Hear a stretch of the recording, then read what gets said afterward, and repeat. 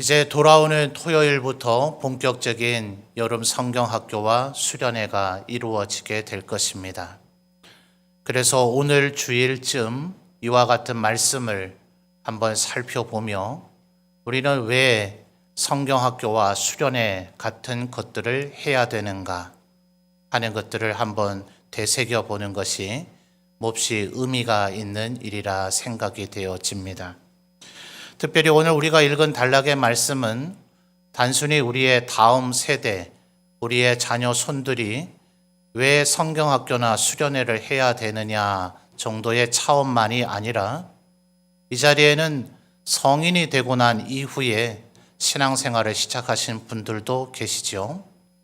그러니 하나님의 말씀을 배우고 익히는 것이 우리가 하나님의 백성이 됨에 있어서 어떤 의미를 가지고 있는가, 그 의미를 새기는 그런 말씀도 될 것입니다. 11절 말씀을 보면 바울 사도는 5개의 직분을 이야기하고 있습니다. 자, 같이 한번 살펴볼까요? 순서대로 보면 11절, 그가 어떤 사람은 첫째 무엇입니까? 사도죠. 두 번째 어떤 사람은 무엇으로요? 선지자로. 세 번째 어떤 사람은 무엇으로요? 복음 전하는 자로. 마지막 넷째와 다섯째로 어떤 사람은 무엇과 무엇으로요? 목사와 교사로 삼으셨다. 이렇게 바울 사도는 이야기를 하고 있습니다. 사도라 하는 것은 신약 27권이 꼭 100% 사도에 의해서만 기록된 것은 아닙니다만 신약 성경을 기록하게 만든 여러 하나님의 종들 가운데 가장 주된 직분을 갖고 있었던 이들이 사도이죠. 그래서 흔히 사도는 신약의 기록자들을 대표하는 직분으로 표현을 합니다. 두 번째가 뭡니까? 선지자죠. 선지자. 이것도 마찬가지로 구약 39권이 100% 선지자들에 의해서만 기록되었다 단언할 수는 없지만 역시 구약의 기록자들의 주된 직분자들은 선지자들이었습니다. 그러니 지금 사도와 선지자는 신구약 성경을 기록한 주체들이라 이렇게 볼 수가 있어요. 세 번째 복음 전하는 자는 신약 시대에는 우리가 11절에 지금 첫 번째로 살펴본 사도들이 이 신약 성경의 대부분을 기록했다 하였습니다만 사도행전을 보면 사도들 외에도 하나님의 복음을 로마 제국의 전역에 전했던 수많은 사람들의 이야기가 나오고 있습니다. 그래서 그들을 초대교회 때는 복음 전하는 자 혹은 순회 선교사다 혹은 순회 전도자다 이렇게 불렸습니다. 그래서 이 복음 전하는 자는 바로 그들을 이야기하는 것이에요. 자, 네 번째와 다섯째로 나타나는 목사와 교사는 이제 신학자들의 견해가 조금은 엇갈려 있는데 목사라고 지금 번역되어 있는 것이 조금은 번역이 미흡하다 이렇게 표현하는 이들이 있어요. 실상은 목자, 흔히 shepherd라고 보통 표현하죠. 양을 돌보는 이제 그를 지칭하는 단어이다. 그러니 목자로 번역했어야 합당하다 이렇게 주장하는 이들이 있는데 바로 이 목자라고 만약 번역을 한다면 그것과 교사를 합친 합성어가 실제로는 목사인 것이에요. 그러니까 우리 교회에 여러 직분 가운데 장로님들도 계십니다만 이제 목사 외에 집사님이 계시죠. 집사, 권사 이럴 때는 뒤에 사자를 일사자를 씁니다. 일을 하는 분들이라는 거죠. 그런데 목사라고 할 때 이 사자는 바로 목자라고 하는 목자와 그리고 교사라고 하는 사자를 사용하고 있어요. 그러니 이 넷째와 다섯째는 두 개로 볼 것이 아니라 목사의 기능, 마치 베드로 사도는 말하기를 예수 그리스도께서 목자장이라 이렇게 표현을 했죠. 그리고 요한복음 21장에서 예수님을 3번 모른다고 부인했던 베드로를 회복시키는 예수님께서 네가 나를 사랑하느냐 물으시고는 나의 양, 예수님의 양이죠. 베드로의 양이 아니에요. 예수님의 양을 치라, 돌보라 이렇게 명령하셨으므로 사도들을 계승하고 있는 오늘날의 목사, 목회자들은 바로 예수님의 목자장에 그 명령을 따르는 일종의 목자와 같다. 이렇게 신학적으로 해설이 되어집니다. 그래서 칼빈도 기독교 강요에서 이 11절을 주의하면서 이야기하기를 네 개의 직분이라고 표현을 했고, 이 목사와 교사라고 번역되어 있는 이 표현이 목사 한 사람을 지칭하는 것이다 라고 설명을 하기도 했습니다. 그렇다면 왜 지금 11절을 우리 한글 성경은 목사와 교사라고 번역을 해놓았을까요? 또 다른 무시할 수 없는 신학자들은 이것은 목사와 함께 또 하나님의 말씀을 가르치는 일단의 다른 무리들인 교사들을 지칭하는 것이다 라고 주장하는 이들도 무시할 수 없을 만큼은 되기 때문에 그렇습니다. 그래서 지금 우리 성경은 목사와 교사라고 하는 마치 별개의 직분인 것처럼 이렇게 표현을 하고 있죠. 어떻게 번역하든 큰 문제가 없어요. 왜냐하면 하나님의 교회는 성도들과 목사로 이루어져 있죠. 그래서 칼빈은 기독교 강해에서 또 말하기를 목사란 하나님께서 하나님의 백성들에게 보내주신 하나의 선물과 같다. 이 목사는 끊임없이 하나님의 말씀을 가르쳐야 되는데 성도의 숫자가 우리 교회처럼 이렇게 많아지게 되면 목사 혼자서 이분들을 다 가르친다는 것은 사실은 물리적으로 어려워요. 그래서 그 이후에 교회의 전통을 따라서 담임 목사를 돕는 부교역자라고 하는 우리 부목사님들과 전도사님들이라는 직제가 추가가 되어지고 또 목사와 장로님들로 이루어진 당회의 지도 혹은 목사의 지도를 따라서 세워진 주일학교 교사들이 혹은 구역장들이 구역과 주일학교를 돌보도록 하는 시스템을 갖게 된 것입니다. 그러니 굳이 이것을 목사와 교사로 나누어서 생각을 하든 혹은 목자와 교사로 이루어진 목사를 지칭하는 것이다 라고 이해를 하든 큰 차이나 무리는 없는 것이죠. 자, 11절에 한번 공통점을 생각해 볼까요? 4개의 직분이든 5개의 직분이든 사도, 선지자, 복음 전하는 자, 목사, 교사 이 직분들의 공통점이 뭐겠습니까? 하나님의 말씀을 가르치는 자들이에요. 자, 11절의 구조를 다시 보시면 11절의 첫 단어가 뭐예요? 그가 얘기했죠. 어떤 사람은 사도로, 어떤 사람은 선지자로, 어떤 사람은 복음 전하는 자, 목사, 교사로 해서 제일 11절 마지막 단어가 뭡니까? 삼으셨으니. 자, 여기서 11절에 말하는 그는 하나님을 얘기하는 것인데 하나님께서 이렇게 직분자를 세우신 이유를 12절에서 설명하죠. 그래서 12절의 첫 단어가 이는 이라고 하고 있죠. 말하자면 왜냐하면 왜 하나님께서 이런 직분자들을 세우셨느냐. 그들의 기능, 그들이 하나님의 말씀을 가르침으로써 교회가 얻게 되는 유익과 기능을 설명해 주고 있는데 12절에 3가지가 나타납니다. 자, 여러분이 한번 읽어 주실까요? 12절입니다. 시작.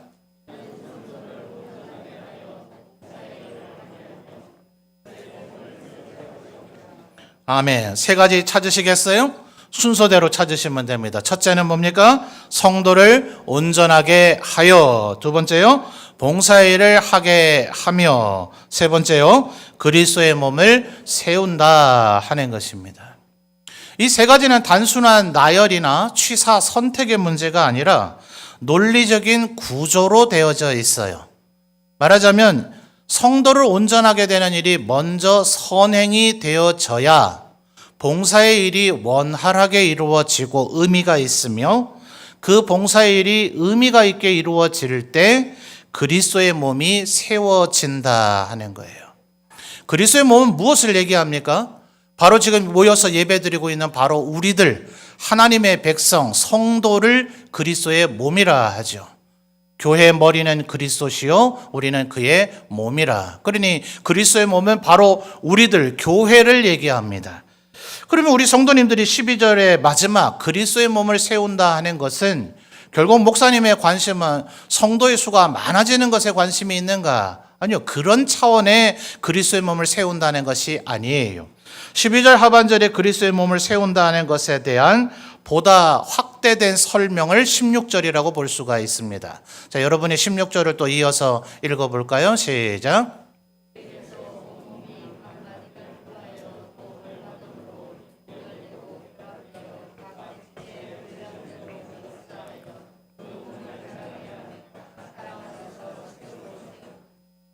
아멘. 자, 12절에 지금 세 가지 가운데 우리가 관심 갖고 살펴보는 것이 그리스도의 몸을 어떻게 한다고요?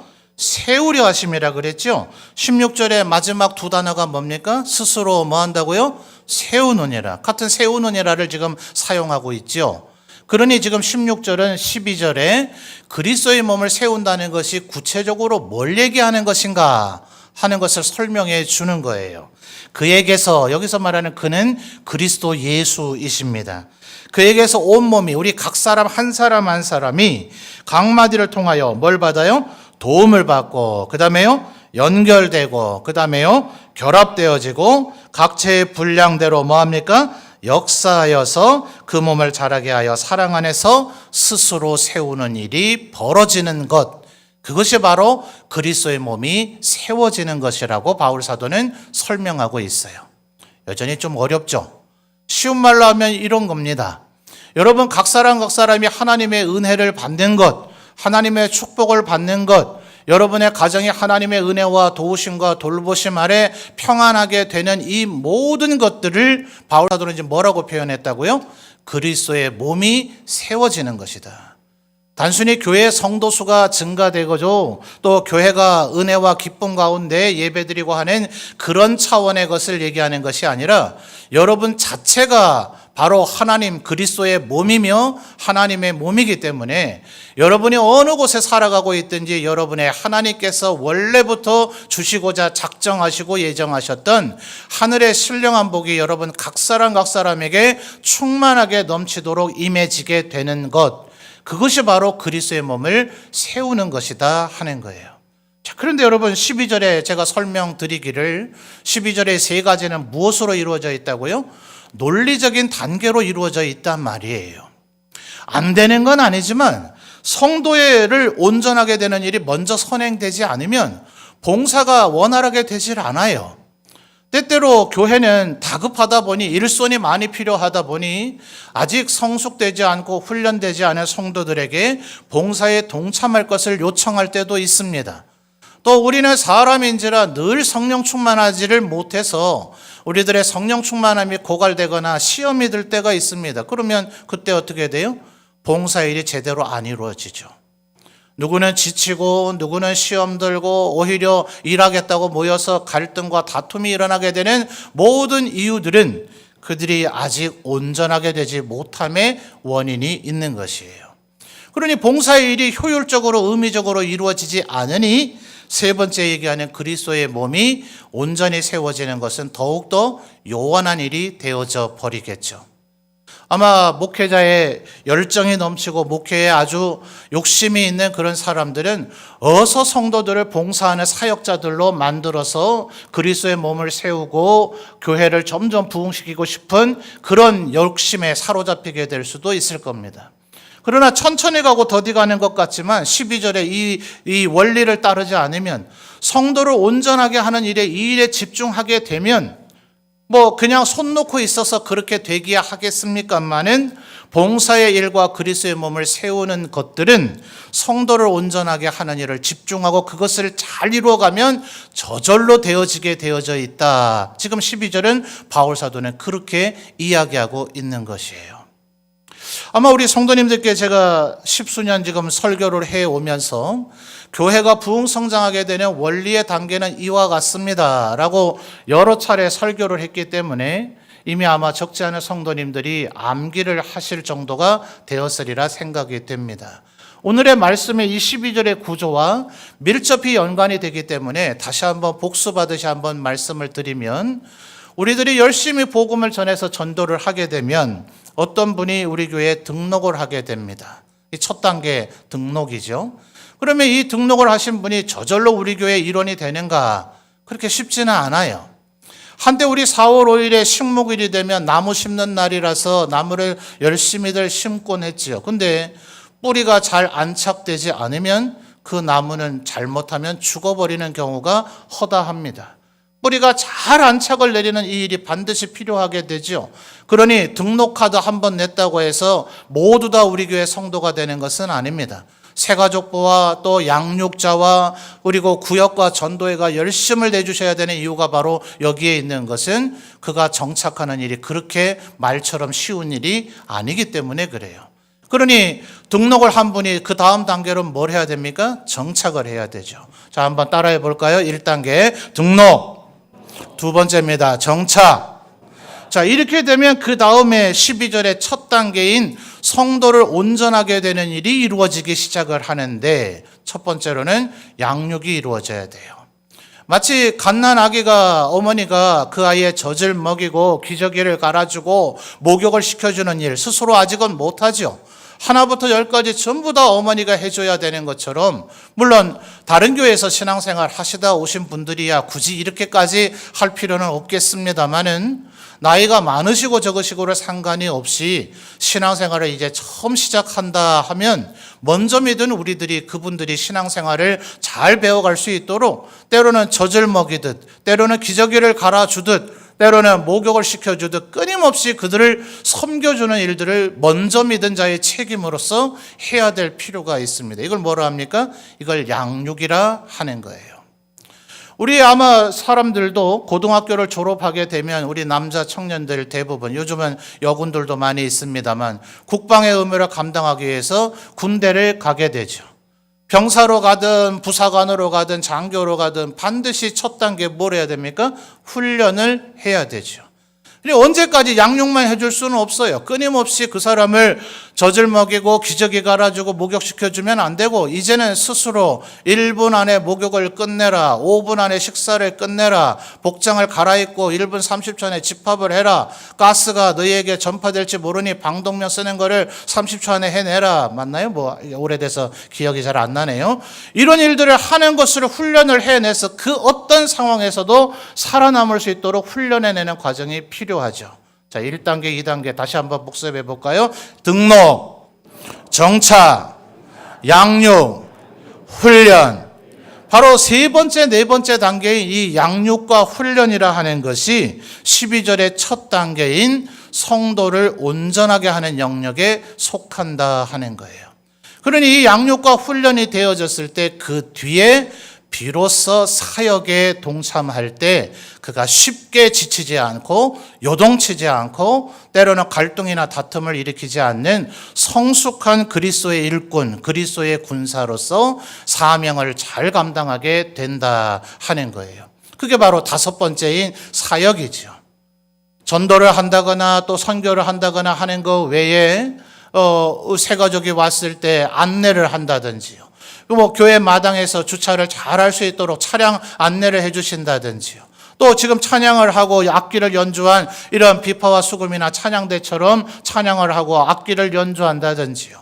또 전도회 임원들이나 또 구역장 권찰님들이나 또 우리의 다음 세대를 가리키는 주일학교의 교사 등을 포함한 이 모든 것들이 다 사역이죠.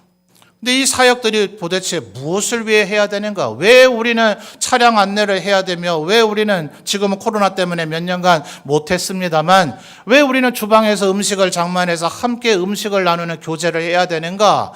교회 안에 벌어지고 있는 모든 사역들은 하나님을 아직 몰랐던 이들이 다시 하나님을 믿고 아는 자가 되게 하는 전도와 선교의 최종적 목적이 있는 겁니다. 그 사역 자체의 목적이 있으면 안 돼요. 그 사역이 도대체 뭘 지향하고 있는가? 예를 들면 이번 주에 주보의 광고 가운데서도 등산 동아리가 목요일 날 등산을 갑니다. 왜 등산을 가야 되는가? 등산에서 내 체력 단련하려고 하는가? 아니에요. 그 등산하는 과정 속에서도 성도의 거룩한 교제인 코이노니아가 일어나게 돼야 돼요. 지난 5월 달에 우리 총 출석의 달 대행진을 해서 구역 출석을 열심히 한 대로 구역마다 시상을 했습니다. 그 시상품을 가지고 식사라든 차를 마셔야 된다. 도대체 뭐 해야 되느냐? 뭐 먹을까? 이 메뉴에 너무 창념하면 안 돼요. 그 식사 자리조차도 성도의 거룩한 교제가 이루어지는 장으로 삼아야 된다 하는 거예요. 그러니 모든 사역이 총망라되고 그것이 마치 종합예술과 같이 이루어지는 그 최종적 사역의 목표점이 무엇인가? 그것이 바로 전도와 선교라 하는 겁니다. 이것이 바로 다섯 번째, 여섯 번째죠. 자, 첫 번째부터 다시 한번 반복해 볼까요? 등록, 정착, 양육, 훈련, 사역, 전도. 자, 전도가 이루어지면 또다시 뭐가 이루어지겠습니까? 또 새로운 사람이 등록을 하게 돼서 이 사이클이 반복되므로 교회는 마치 어린아이가 어른으로 성장해 가듯이 필연적으로 성장할 수밖에 없는 구조를 가지고 있다라는 것이 성경의 가르침인 것이에요. 자, 그러니 지금 설명드린 것처럼 12절에 성도를 온전케 하는 양육과 훈련이 선행되지 않으면 그들의 사역과 전도는 그렇게 큰 열매와 결실을 거두지 못하게 된다는 거죠. 이 6개 사이클이 끊임없이 이루어지면서 하나님의 사역, 하나님의 일을 감당하게 되니 하나님께서 성도들을 도우시고 은혜 베풀어 주시며 축복을 해 주시니 12절의 세 번째 단계이며 16절에서 상세하게 설명된 그리스도의 몸을 세워지는 것, 우리 성도들의 개인의 삶과 여러분의 가정의 은혜와 축복을 받는 일들이 이루어지게 된다 하는 거예요. 앞에 순서가 뭐든 무조건 해보자 이래도 되겠지만 보다 많은 효율과 열매를 거두려면 뭐 해야 된다고요? 12절에 논리적 순서를 가져야 되니 그 첫 단계인 성도를 온전하게 하는 것이 얼마나 중요한가 아무리 강조해도 지나치지 않을 것이에요. 12절에 성도를 온전하게 하는 것에 대한 구체적인 부연 설명이 바로 13절입니다. 여러분 13절을 보시면 성도를 온전하게 한다. 바로 이 온전하게 한다는 단어가 다시 한번 사용되고 있는데 그것을 한번 찾는 마음으로 13절을 여러분이 또 읽어보겠습니다. 13절입니다. 시작.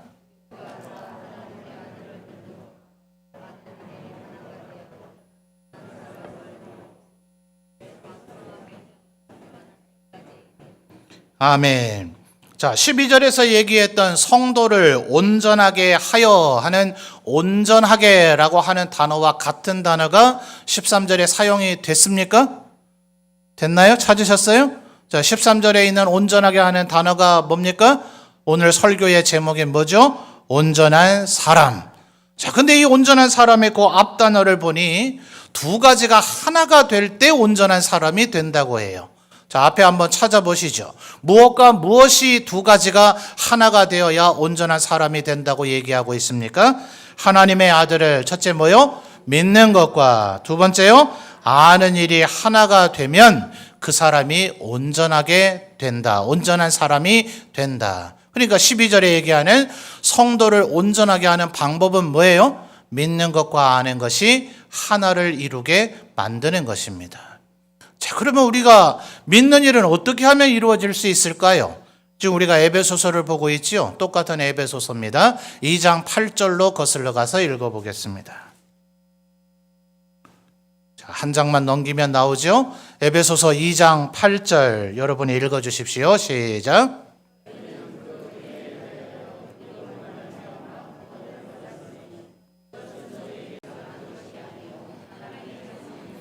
아멘. 자, 우리가 어떻게 구원받는가가 여기에 정확히 명시가 되어 있죠. 무엇으로 말미암아 구원을 받아요? 믿음이요, 믿음. 근데 그 믿음은 우리가 얻어낼 수 있어요, 없어요? 없기 때문에 8절 하반절에 하나님의 무엇이라고요? 선물이라고요. 여러분이 하나님께 이 선물 받으면서 얼마 돈을 내셨어요? 누가 여러분에게 선물 주겠다 하는데 얼마 드리면 돼요? 이러면 무례하고 실례인 거죠. 선물은 그렇게 받으면 안 됩니다. 그 선물이 아무리 귀한 것이라 할지라도 감사합니다 하고 이렇게 받아야 되지, 거기에다가 돈을 드리겠다, 얼마 드리면 되느냐 이렇게 말하는 것은 선물을 주는 존재를 무시하고 무례하게 대하는 것입니다. 그러니 하나님께서 우리에게 선물을 주셨다 하는 것은 이 믿음을 우리가 대가를 지불하고 받은 것이 아니라, 무슨 자격이 있어서 받은 것이 아니라, 우리들 가운데 특별한 어떤 일을 해내야만 받은 것이 아니라, 하나님께서 오직 우리를 사랑하셔서 우리에게 주고 싶으셔서 우리에게 값없이 아무런 공로 없이 우리에게 주셨기 때문에 바울 사도는 이것을 8절 하반절에 뭐라고요? 하나님의 선물이라 라고 표현하고 있는 것이며, 8절 상반절에 믿음이라는 단어를 사용하기 전에 뭐란 단어를 사용하고 있습니까? 너희는 그 무엇에 의하여요? 은혜에 의하여.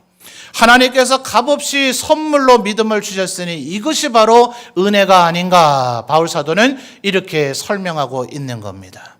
자, 그러니 여러분, 믿으면 우리가 얻어내야 되는 것이에요? 하나님의 선물이에요? 하나님의 선물이라고 우리가 확인했습니다. 자, 그러면 4장 13절로 돌아오죠. 4장 13절에 방금 우리가 읽었듯이 온전한 사람이 되기 위하여서는 두 가지가 하나가 되어야 된다 했는데, 두 가지가 뭐라 했죠? 하나님의 아들을 믿는 것과 아는 것이 하나가 되면 온전한 사람이 된다 했는데, 믿는 것은 해결이 됐죠? 어떻게 해결됐어요? 하나님께서 우리에게 선물로 주셨으니, 그러니 지금 여러분이 이 자리에 모여서 예배드리고 있는 거 아니겠어요? 우리들이 믿음이 있기 때문에 하나님을 예배하는 자리에 나온 것입니다. 그럼 이제 남아있는 것은 한 가지죠. 무엇입니까? 하나님의 아들을 알아가야 되기 때문에 신약 성경은 여러 곳에서 하나님을 알라, 그리스도를 힘써 알아가라 여러 차례 명령하고 있는 것이에요. 그러니 이제 우리가 힘을 다해서 하나님을 알아가면 바로 그것을 위해서 11절에 이 직분자들을 주셨다는 거죠. 사도든 선지자든 복음 전하는 자든 목사든 교사든 우리 주일학교의 교사들이 힘을 다해서 하나님의 말씀을 가르침으로 우리와 우리의 다음 세대들이 하나님을 믿는 것과 아는 것이 하나가 이루어서 그들이 온전한 사람을 이루게 되므로 12절에 얘기하는 두 번째, 세 번째 단계인 봉사의 일도 의미 있고 효율적이며 열매를 맺게 이루게 되어지고 그들의 그런 봉사의 사역을 통해서 그리스도의 몸이 굳건히 세워지게 된다는 거예요. 다시 한번 강조 말씀을 드립니다만 그리스도의 몸을 세운다는 것은 단순히 교회 공동체가 부흥하고 성장하는 것을 이야기하는 것이 아니라 성도 개개의 가정이 성장하지 않는 채 교회가 부흥 성장하는 것은 있을 수가 없습니다. 그것은 허상이고 모래 위에 쌓은 성과 같아서 하루아침에 무너지게 됩니다. 그래서 남미의 아주 주요한 목회자 중에 하나였던 후안 까를로스 오르티즈라고 하는 목사님은 이렇게 표현했어요. 가정은 가장 작은 교회이며 교회는 가장 큰 가정이다. 잘 이해되세요? 다시 한번요. 가정은 뭐라고요? 가장 작은 교회이고 교회는요 가장 큰 가정이라고 표현을 했어요. 그러니 교회와 가정이 따로 있는 것이 아닙니다. 여러분 지금 12절에 하반절에 그리스도의 몸을 세운다. 이건 나와 상관없는 교회가 잘 되는 것인가 보다. 이렇게 얘기하면 그렇게 생각하시면 안 되는 거예요. 여러분 각 사람이 복을 받고 여러분 각 사람이 하나님의 은혜가 임하고 여러분 각 사람에게 하나님이 늘 동행하시고 도와주실 때 그런 사람들로 이루어진 교회가 은혜가 넘치고 사랑이 넘치고 부흥성장하게 되는 것이지 여러분이 하나님과 동행하지 못하며 여러분의 삶은 불행한 가운데 있는데 교회가 은혜가 넘칠 리가 만무하지 않습니까? 그러니까 우리가 성도의 몸을 온전하게 하며 우리의 각 사람이 온전한 사람이 되기 위해 힘써야 되는 이유가 뭐예요? 우리 각 사람이 온전한 사람이 되면 우리들이 기쁨 안에서 성도들 간의 교제와 신앙생활과 교회생활을 할 뿐만 아니라 여러분의 가정이 은혜와 축복이 넘치는 가정이 되어진다 하는 것이죠. 또 그렇게 돼야 되는 이유를 14절에서 설명해 주고 있어요. 여러분 마지막으로 14절을 한번 읽어보시겠습니까? 시작.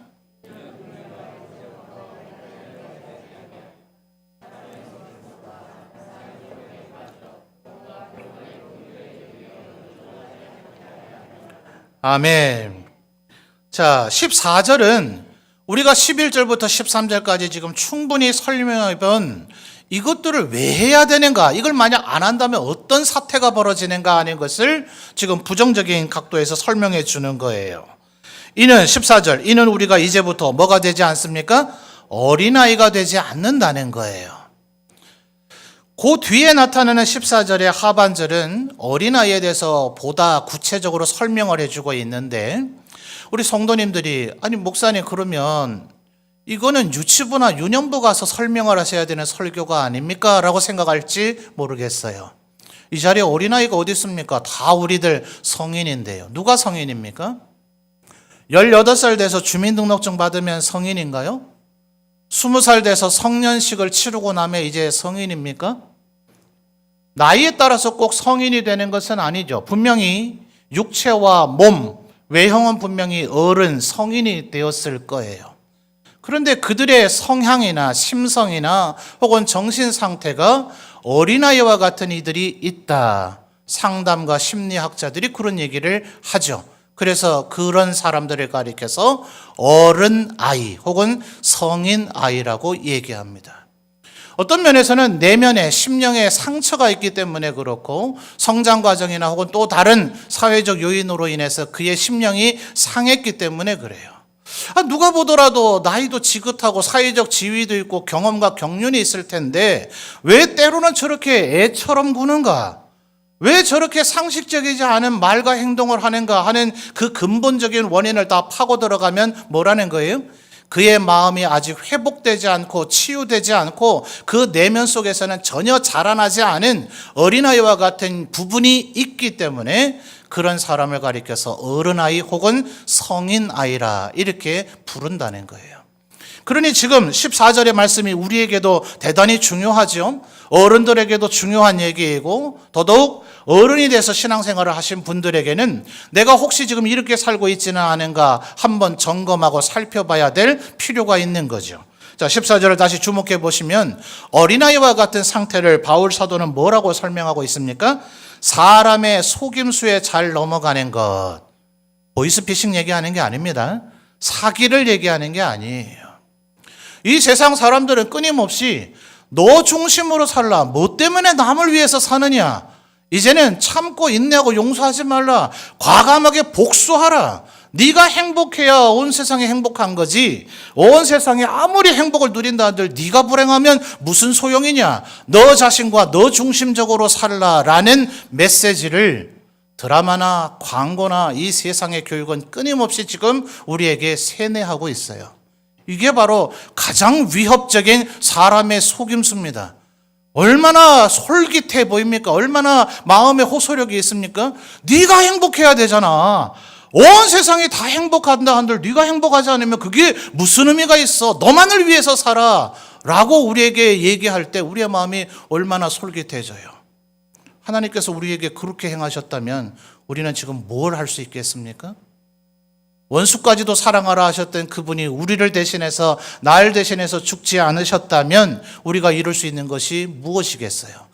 그러니 지금 14절에 얘기하고 있는 이 사람의 속임수로 하는 것은 무슨 사기꾼이나 보이스피싱 같은 것을 얘기하는 것이 아니라 반성경적이고 반하나님적인 하나님께서 우리에게 가르쳐 주신 것과 배치되고 충돌되는 메시지를 끊임없이 우리에게 얘기해 주고 있는 세상의 가르침이 사람의 속임수라는 거예요. 이 지금 21세기의 가장 대표적인 게 동성애 아닙니까? 너는 원래 그런 성향을 갖게 태어난 거야. 왜 한 남자와 한 여자가 결혼을 해야 돼? 너는 여러 여자를 사랑할 성향을 아예 타고났어. 그러니 너는 여러 여자를 사랑하는 게 정상이야. 그건 죄가 아니야. 동물을 사랑하는 게 죄가 아니야. 시체를 사랑하는 게 죄가 아니야. 이런 말도 안 되는 얘기를 지금 세상은 솔깃하게 얘기하고 있으니 사람들이 얼마나 좋아요.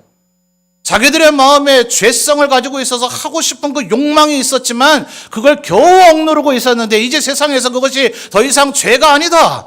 너는 원래부터 그렇게 태어났다라고 속삭여주고 있으니 얼마나 솔깃하겠어요? 이런 것들이 전부 다 사람의 속임수란 말이에요. 간사한 유혹이란 말입니다. 온갖 교훈의 풍조란 말이에요.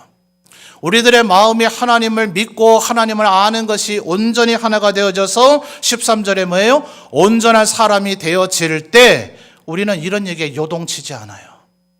그 사람을 미워하지 않을 뿐만 아니라 심지어 나아가서 그를 불쌍히 여기고 긍휼히 여기며 그 사람들을 위해서조차 기도할 수 있는 것은 하나님이 우리에게 주시는 믿음과 하나님을 아는 내가 죄인 되고 하나님을 원수시 여기고 하나님을 거역하고 불순종할 때에 나를 위해서 죽기까지 나를 사랑하신 그 하나님을 알게 되면 그런 마음으로 세상을 바라보는 사람이 되어지기에 더 이상 세상의 간사한 속임수나 유혹과 풍조에 요동치지 않는 사람이 된다 하는 거죠.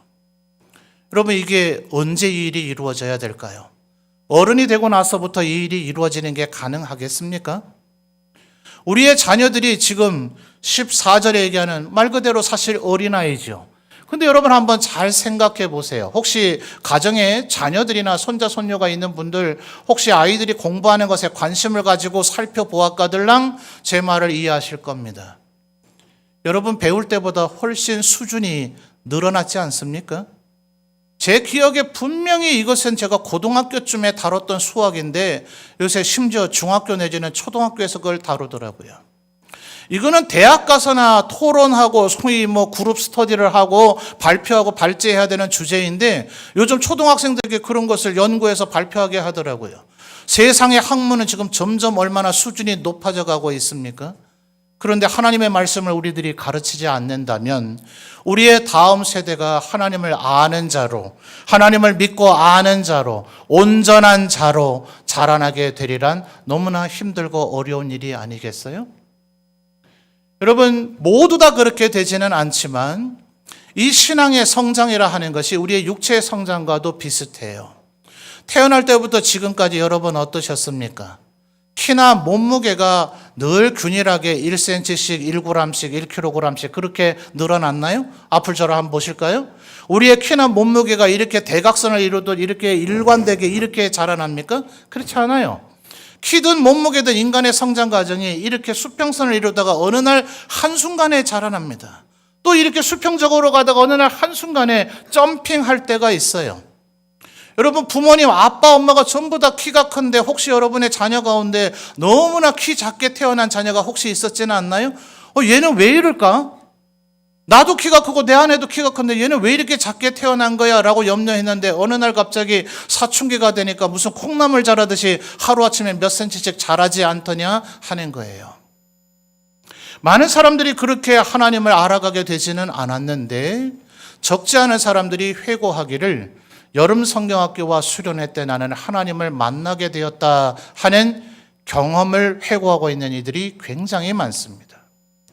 동계 수련회와 겨울 성경학교와 대비해서도 비교할 수 없을 정도로 여름 성경학교와 수련회는 대단히 중요합니다.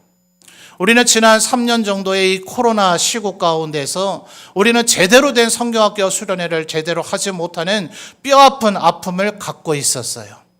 아직 코로나가 완전히 끝난 것은 아니고 또 염려스러운 소식이 우리에게 전해지고 있기는 하지만 이번에 교육위원회와 교육부서들이 그 어느 해보다도 성경학교와 수련회를 제대로 치러보려고 만반의 준비를 하고 있습니다. 또 저도 중고등부하고 청년부에 가서 직접 말씀을 전하려고 지금 준비를 하고 있어요. 여러분, 사무엘을 기억하십니까? 그 어머니 한나가 기도로 낳았죠. 그리고 그는 젖을 떼자마자 엘리 제사장에게 맡겨지기까지 했습니다. 그러나 그가 하나님을 알고 있었습니까? 엘리 제사장에게 맡겨지고 나서 세월이 조금 흐른 후 어느 날 밤에 그를 부르시는 하나님의 음성을 들었지만 사무엘은 그것이 하나님이 부르는 음성임을 알지 못하고 엘리 제사장에게 3번이나 뛰어갔지 않아요? 엘리 제사장이 3번째나 되었을 때쯤에야 이것이 하나님이 사무엘을 부르시는 것이구나 라고 그에게 알려주므로 그가 하나님의 음성임을 깨달아 알게 되는 체험이 그에게 있을 때 비로소 사무엘이 하나님의 선지자로 이스라엘을 이끌어갈 지도자로 세워지게 되고 그의 나이가 어렸지만 그의 말 한마디가 땅에 떨어지지 않는 권위 있는 자가 되었다 하는 거예요. 기도로 우리의 자녀들을 낳았을지라도 어릴 때부터 교회 안에서 자라났다 할지라도 그가 하나님의 음성을 듣는 그 만남과 깨달음이 없으면 체험이 없으면 그의 신앙은 온전한 신앙이라고 할 수 없는데 모든 사람에게 그런 일이 일어났던 것은 아니지만 적지 않은 사람들이 여름 성경학교와 수련회를 통해서 하나님을 만나는 체험을 했다는 회고들이 있더라 하는 거예요. 모세 또한 그렇지 않습니까? 그가 40살이 될 때까지 받았던 교육은 이 세상 그 누구도 받지 못할 그런 교육이에요. 정말 특권층의 교육입니다. 요즘 돈 많이 들여서 과외를 하게 되면 쪽집게 과외네 이런 거 한다면서요. 아주 좋은 강사에게 고가의 금액을 내고 나면 이 세상 그 어떤 선생님에게도 배울 수 없는 성적을 불쑥 올려줄 수 있는 그런 교육을 받을 수 있다면서요. 모세는 40년 동안 그 교육을 받은 사람입니다. 그랬던 모세조차도 40살이 됐을 때 그는 뭐가 됐어요?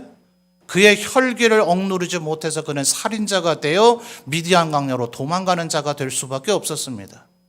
그러나 80세가 되어서 그가 호렙산에서 비로소 전능하신 하나님을 만나게 될 때에 그때 비로소 그가 하나님의 백성을 이끌 수 있는 선지자로 세워지게 되더라 하는 거죠. 우리의 자녀들 좋은 교육을 시켜야 되겠지만 그것으로 그들이 온전한 사람이 되지 않습니다. 성경은 우리에게 명백하게 알려주고 있습니다. 하나님을 믿는 것과 아는 일이 하나가 될 때 그가 온전한 사람을 이루게 될 것이고, 그런 사람들에 의해서 봉사의 일이 이루어지면 그들이 속해 있는 교회는 그리스도의 몸을 세우듯 그 개인과 가정이 하나님의 은혜와 축복을 받게 될 것이라고 알려주고 있는 것이죠. 그러므로 이번 이 돌아오는 토요일부터 이루어지게 될 이 성경학교와 수련회, 아무리 강조해도 지나치지 않습니다. 제가 과거에 동역을 했던 어떤 목사님은 우리나라의 조선시대에 군사부 일체라고 하는 말이 있었죠. 이것을 조금 패러디로 바꿔가지고 교회 교육은 혼자 해서 되는 것이 아니다. 학생들 스스로도 적극적으로 동참을 해야 되고, 학부형도 기도로 돕고 또 다른 협력할 수 있는 일에 도와야 되고, 교사들이 최선을 다해서 준비할 때, 그래서 그 목사님은 말하기를 학생과 스승과 부모님, 그래서 학사부 일체해야 된다, 이렇게 표현을 하셨던 것이 지금도 수십 년 지났지만 제 마음에 늘 기억에 남습니다. 사랑하는 성도 여러분, 여러분의 자녀 손들이 이 여름에 하나님을 만나고 아는 자가 되어질 수 있도록 기도해 주십시오. 우리 교사 선생님들 남은 시간도 더욱더 기도로 준비하여서 여러분에게 맡겨주신 그 어린 양들을 하나님을 믿고 아는 자가 되도록 섬기기 위해 최선의 노력을 경주해 주십시오. 그럴 때 우리 성도들, 또 성도들의 자녀손들이 한 사람 한 사람이 온전한 사람으로 세워지고, 그 성도들이 하는 우리 교회의 봉사와 사역은 늘 은혜와 사랑이 넘치게 되며 여러분의 가정과 여러분 개개인이 하나님의 은혜와 축복을 받는 자들이 되어질 줄 믿습니다. 이 여름 성경학교 수련회를 위하여 더욱더 기도하고, 이 여름에 우리의 모든 다음 세대와 우리 모든 어른들도 끊임없이 하나님의 말씀을 알아감으로 온전한 사람으로 자라가시는 우리 모든 성도들이 되시기를 주님의 이름으로 축원합니다.